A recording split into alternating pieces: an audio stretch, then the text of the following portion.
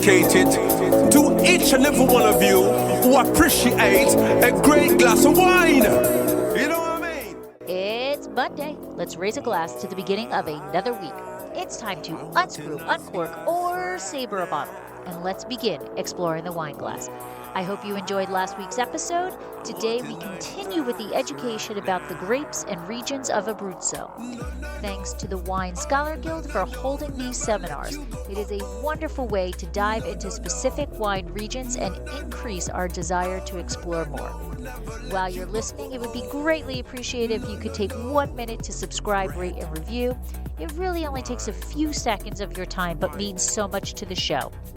Also, be sure to check the box for automatic downloads so that new episodes of Exploring the Wine Glass show up in your next up feed. Next best way to support Exploring the Wine Glass is to tell your friends. If you enjoy the podcast, your wine-loving friends will too. Follow me on all the socials, and finally, don't forget to head to the website exploringthewineglass.com to read the blog, sign up for the newsletter, and keep up with all the happenings. Lancia! Hey everybody, I'm Lori Budd, a UC Davis winemaking program, Spanish wine scholar, sommelier service, champagne and Côte d'Aron specialist, and a WSET Level 2 graduate. You can find Exploring the Wine Glass on all the socials, as well as your favorite podcast catchers. If you haven't subscribed yet, now's the perfect time to swipe, subscribe, rate, and review. Stay in the know about all things wine by visiting my website, exploringthewineglass.com. I promise I'll never tell you what to drink, but I'll always share what's in my glass. You are special. Hey everybody, I want to introduce you to the Wine Tasting Club card. This club entitles members to receive half off wine tasting flights at 100 plus partner wineries, vineyards, and tasting rooms for an entire year. Choose from the VIP e-card plastic wallet that is embossed with your or your gift recipient's name, or you can choose to download a VIP e-card mobile app to your phone. This month's special price is only $29 for a 1-year membership. Take time to order the Wine Tasting Club cards online today and save $5 with promo code WINE5. That's WINE, the number 5. Visit their website, www.winetastingclubcard.com, to order your card today. Very, very special. You are so special. Okay, so we're going to start by looking at Trebbiano d'Abruzzo, DOC. So we have here sort of dating back to about the 16th century. All right, when we have this first mention of the grape variety, and it is this sort of medium to late harvest grape, meaning that it's not an early ripener. You need to leave it on the vine a little bit longer. And particularly when you do, then you tend to get a little more complexity out of these wines, okay? In terms of the wines, they tend to have fairly generous acidity. They can be quite light and delicate, but if you pay attention in those top examples, they will have complexity. A lot of producers now are using the lees aging, some barrel maturation to just give it a little more texture. And if you think back to that map, this DOC covers the same area as our Montepulciano DOC. Okay. And it is a blend. Okay. Can be a blend. So you have two grape varieties that play the dominant roles. You have Trebbiano Abruzzese and then Trebbiano Toscano. Okay. Some people would argue they are the same thing, but there are differences between them. And Trebbiano Abruzzese tends to just give you a little more complexity, a little more body, a little more richness to the wines, okay? These two are blended with the help of other white grape varieties, so that's where you might see some of the Malvasia. The Malvasia could be Biancalunga or Malvasia di Candia. Generally, seeing those blended in with the Trebbianos. So a significant amount of Trebbiano d'Abruzzo DOC white being produced. Okay, so what do these wines kind of taste like? Here we're looking at a bouquet with these kind of nice flowery, fruity notes to it. Not particularly distinctive in terms of like one particular fruit or flavor. Color, beautiful straw color. So we have where are you finding these? Kind of not exceeding that 500 meters above sea level.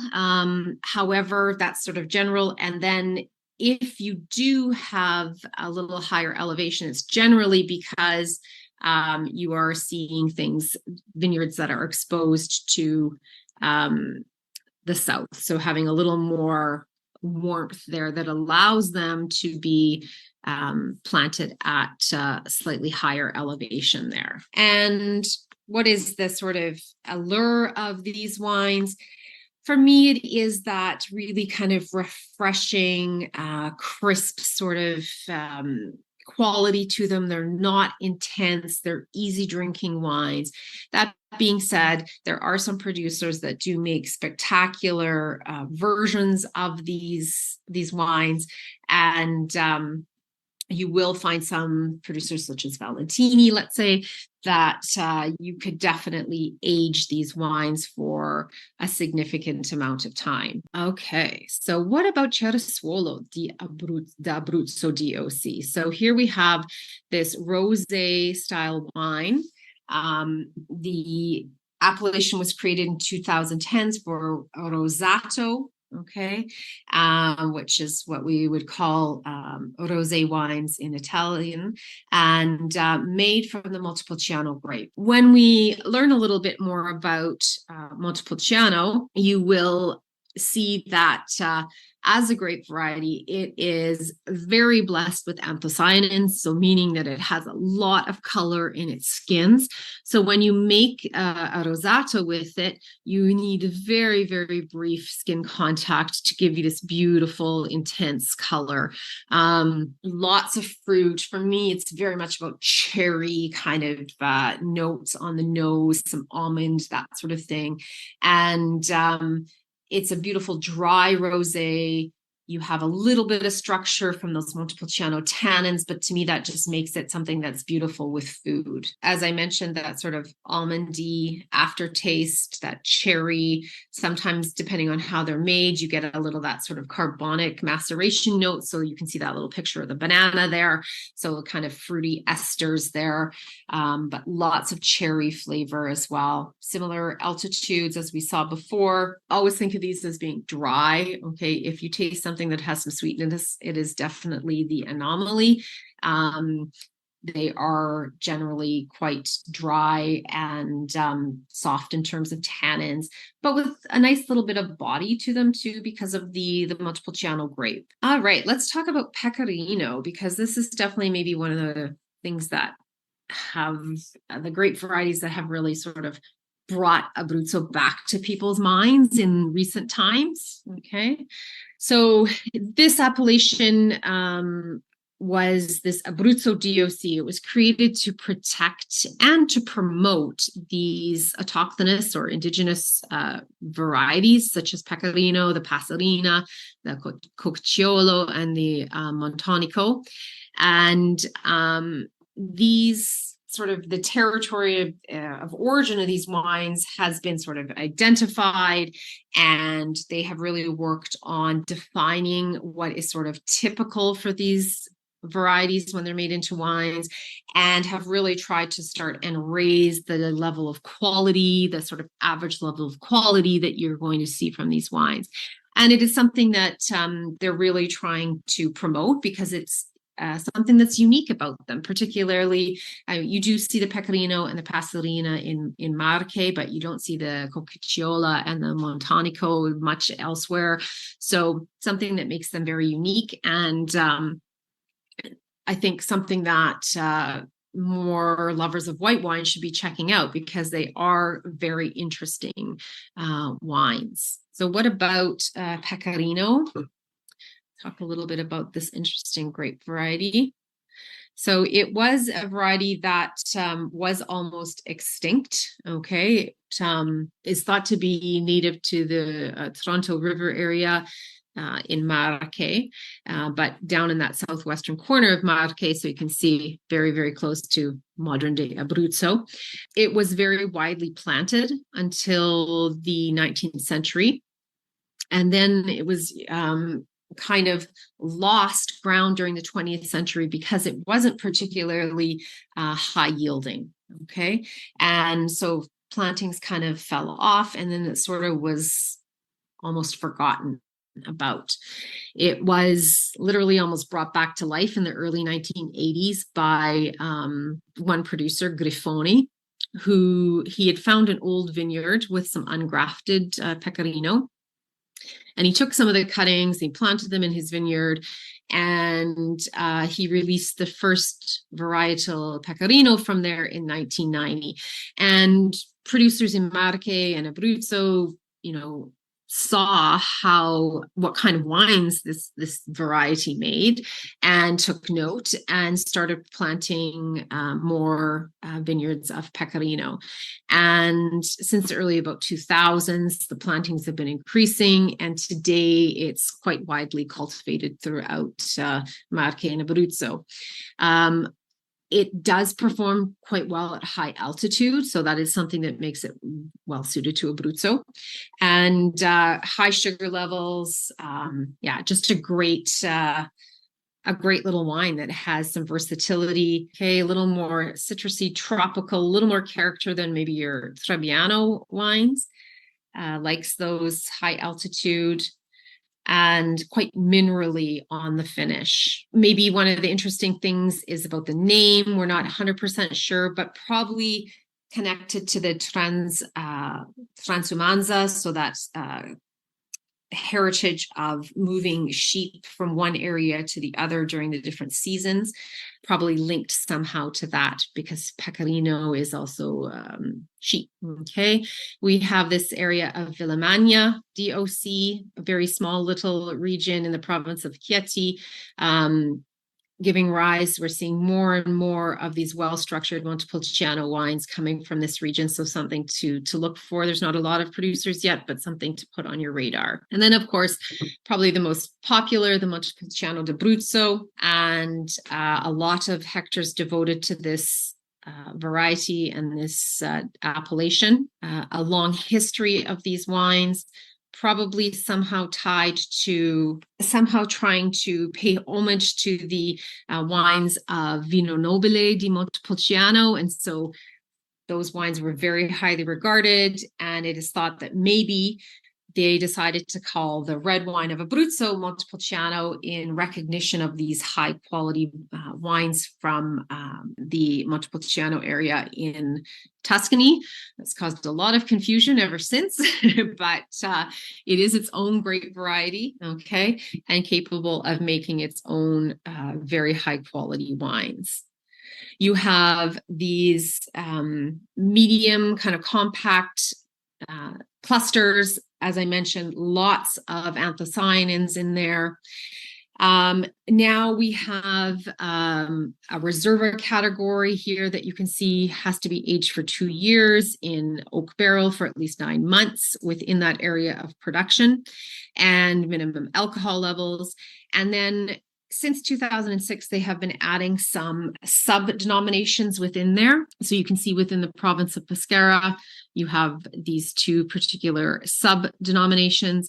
And then in 2010, they added a sub-denomination for the Chieti province, and then two provinces or sub-denominations for the province of L'Aquila. So trying again to kind of focus in on individual expressions of Montepulciano from various terroir. This map, is kind of overlapping there. So again, our little kind of map showing those sottozona here within the bigger region. And then with Montepulciano d'Abruzzo, in terms of what those wines taste like, lots of black and red fruit. They can sometimes have this very sort of tarry, kind of meaty edge to them, dark in color. Okay. elevation, again, kind of liking that same band of elevation, full-bodied, robust, elegant, aromatic wines with potential for aging for sure. Just a quick couple things about Montepulciano. We will talk a little bit more about Montepulciano next week, go into a little more detail here. One of the things that I think it's important to point out is just that versatility. You can produce these very easy drinking, very softly tannic wines, all the way up to very structured, full-bodied examples that warrant long aging. You can also produce sparkling wines with this grape variety. You can produce dry wines, sweet red wines, and of course that rosato that we've already mentioned. So again, just adding on to the versatility of the grape variety. And then looking at just how much is under vine. So within Italy, kind of second most planted red variety after Sangiovese. Okay. And one of the most productive DOCs in Italy for red wines. And as we mentioned before, that province of Chieti really focusing in on the Montepulciano d'Abruzzo. And now, a word from our sponsor. Did you know that Dracaena Wines has a wine club? We named it the Chalk Club. Draco is on our label, but Vegas was getting a bit jealous, so we decided he deserved to be our wine club spokesdog. In Las Vegas, betting chalk means that you are betting on all of the favorites, and we're gambling that once you taste our wines, we will become one of your favorite wineries. The club is simple, yet a bit different than most. We don't ask for a lot of commitment like others do. Choose between 3 tiers, the Sweet 16, where you will receive 3 bottles twice a year and get 15% off all orders. Sign up for the Elite 8 and get 20% off all orders and receive 4 bottles twice a year, or make it to the Final 4 and receive 6 bottles twice a year, as well as receiving 25% off purchases. All tiers receive discounted shipping, are customizable, and are eligible for unlimited referral bonuses. Add $15 to the bank for each person you refer. Head to www.dracaenawines.com to use the link in the show notes to find out all the Chalk Club has to offer and to sign up. We've stocked the odds so that you can get our award-winning wines without breaking the bank. Just a couple things about serving Montepulciano. Talk a little bit more about the organolactic characteristics of Montepulciano d'Abruzzo when we meet again next week. And I think I will also talk about food pairing a little more there as well, because I'd like to get the opinions of the producers and the consortium about what they really feel makes a good pairing for Montepulciano d'Abruzzo. And I think it's really hard to maybe focus in on one thing, because we are talking about a grape that can give you so much versatility in terms of styles of wine. Encourage all of you to, if you're joining next week, to try and get your hands on a bottle of Montepulciano d'Abruzzo at least, because I'm going to try and taste a Montepulciano d'Abruzzo, a Pecorino, and a Trebbiano next week. And if I can, a Ceresuolo, if I can find one in my market right now. So at least if everybody could try and taste a Montepulciano d'Abruzzo before then we can kind of go through this little chart here a little bit and discuss what we all found in terms of the structure and the bouquet and what we tasted in these wines next week. If you do have any questions I will look at the Q&A box right now, but if you do have any questions that you kind of think of throughout the week and before the next class, for sure, just send me an email and I will do my best to answer that for you. Okay, I'm going to stop sharing here if I can. In terms of the best examples of Abruzzi producers, you know what? I'm the first to say that I unfortunately haven't had the chance of tasting a huge variety of wines from Abruzzo, just because in my Winnipeg market, it's fairly not particularly well represented yet. Those two producers are definitely Rosa is asking the effect of such a large preserved natural area. I think I maybe touched on that a little bit through the presentation, but just I think that diversity really helps in terms of making the vines less susceptible to disease pressure for sure. If you have more diversity, you tend to have more natural predators and that sort of thing that can really help keep the vineyard area much more healthy. Okay. Yes, I can see some people putting in Medio Pepe, Mascherelli in there, some iconic producers. So if you have a producer that you really like, that you've tried the wines, add those in the chat box, because I think people would really be appreciative of that. So millions of hectoliters of red wine, presumably most of it simple wines. So yes, I think there are a lot of very, let's call them easy drinking wines being made, but those wines are still very, very important to the economy of Abruzzo, to the economy of the Vigneron. And as I mentioned, yes, there are more and more sort of very top quality, high quality examples being produced, but those kind of simple everyday wines really are still incredibly important to the industry. Is the Consorzio the group trying to prevent Provence from using a Vermentino name? So that would be, that's Jeannie asking that. Good question, Jeannie. It would be a similar, so it would be a Consorzio from a different area within Italy. Okay, so it could be perhaps a consortium from Sardinia that is trying to prevent Provence from using the Vermentino name and making them stick to the names that they have there. But it's a similar organization, and most wine regions within Italy have their own kind of consortium that looks after protecting their own area, if that makes sense. Okay. I read somewhere that downy mildew was quite a problem this year. So yes, downy mildew was a huge problem in Abruzzo. So Peronospora is the other name for that disease. And I think this year was kind of an anomaly in many ways based on past years. Hopefully it's not something that we're going to see continue. So what happened this year was that there was a lot of rain between sort of April and June. And what that did, it created a lot of disease pressure in the vineyards. And that was complicated by the fact, especially in areas like Abruzzo, where you have this very hilly terrain. So you can imagine you have these hills, you have this clay soil, you have all this rainfall, which means that it's almost impossible. It's not safe in a lot of instances to take your tractors into those vineyards. So it was very, very difficult to spray, even the organic sprays with the conditions. And so a lot of vineyards lost a lot of their production because of downy mildew. So cross our fingers, that's not something that is going to become a pattern. What is the average vineyard size? It is a lot of small growers or larger. Good question for that. I would think it's probably quite small in terms of the average vineyard size, because you have so many growers. It's probably somewhere around 2.5 hectares or something like that. But I will definitely look at that for next week and come back to you with an answer, Sunita. Cordon training used to facilitate machine harvesting. Yes, you can definitely do a lot more mechanical process when you have cordon training. And does pergola training hold promise for more complex wine? I think either of them can produce more complex wines. It's a combination of things, not just the training system themselves. Okay. So Ceresole d'Abruzzo it's a DOC, okay, and it is only Rosato wines, okay. So yeah, don't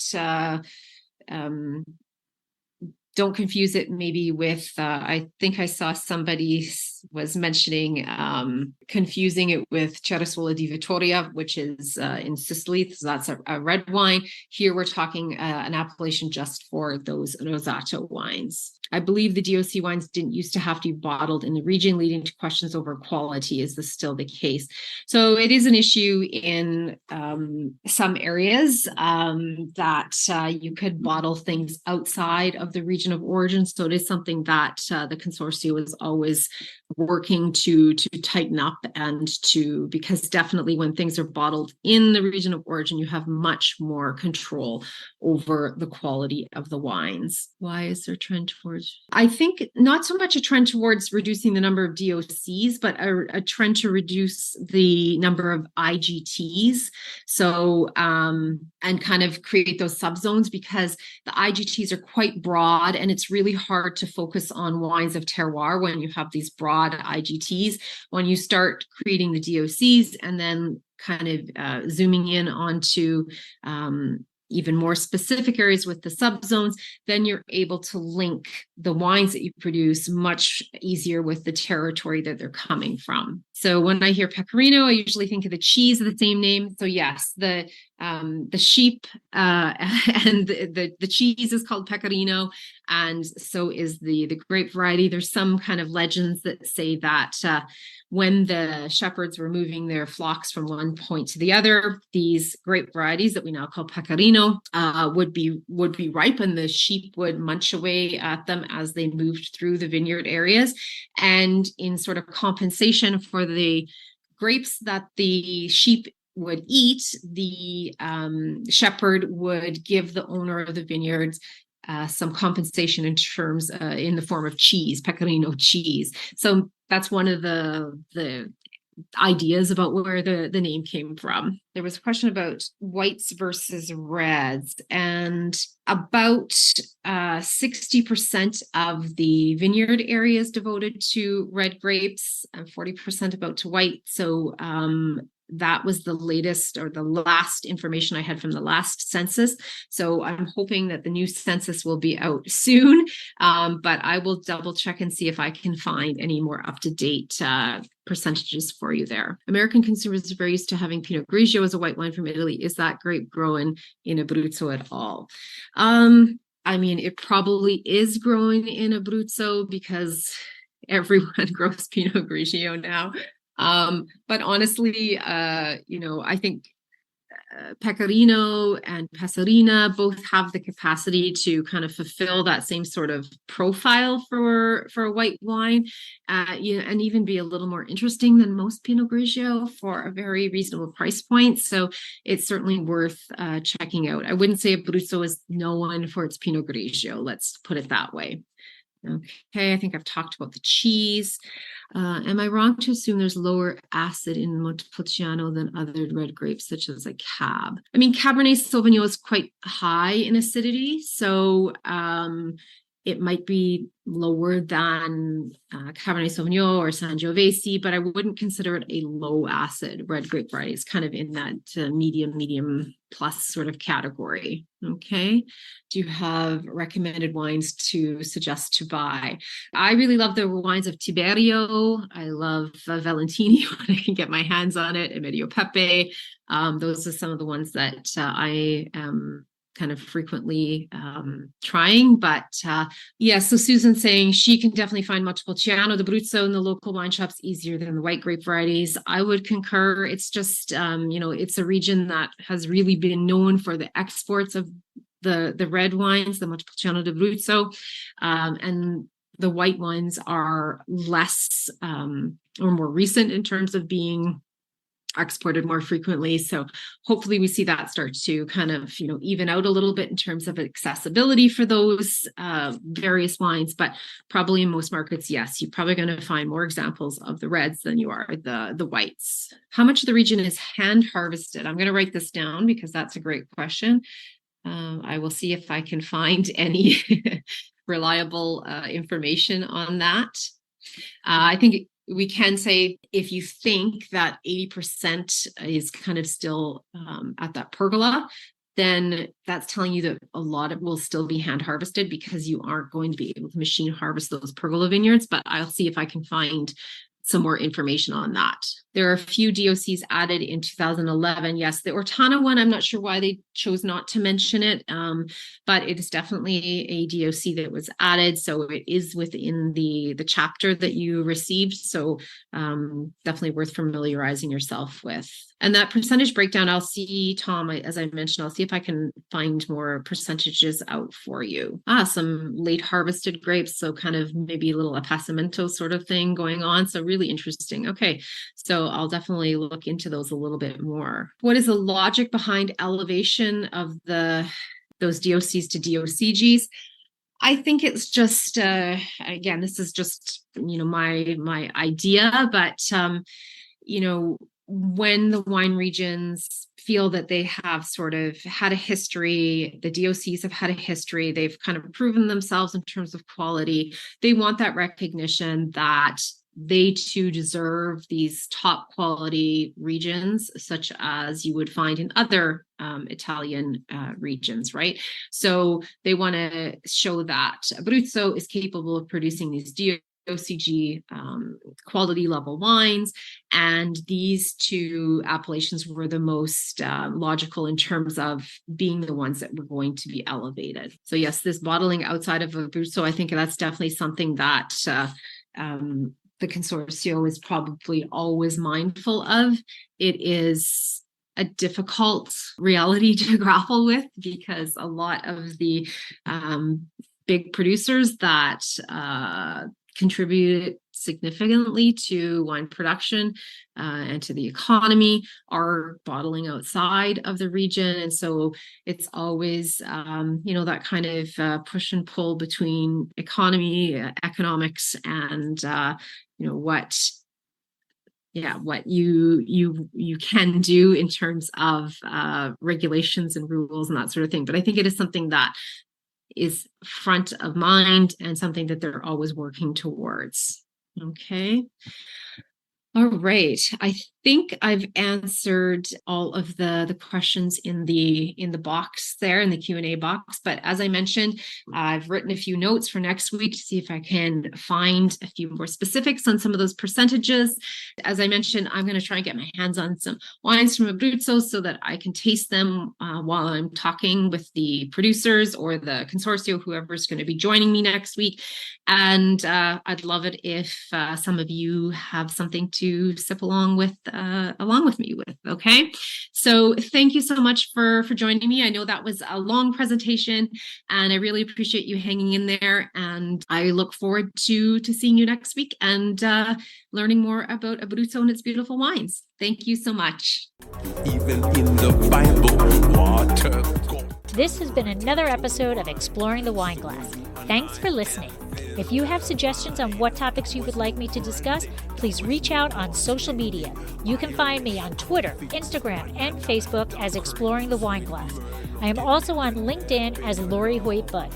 Of course, you can always email me at exploringthewineglass@gmail.com and sign up for my newsletter at exploringthewineglass.com. If you enjoyed what you heard, please rate, review, and subscribe to help others find me more easily. And most importantly, tell your wine-loving friends, because if you like the podcast, they will too. Podcast music is Wine by Kevins. Until next week, sláinte. I want a nice glass right now. I'm on TV for my 10,000 tell you. There is always time for a good glass of wine.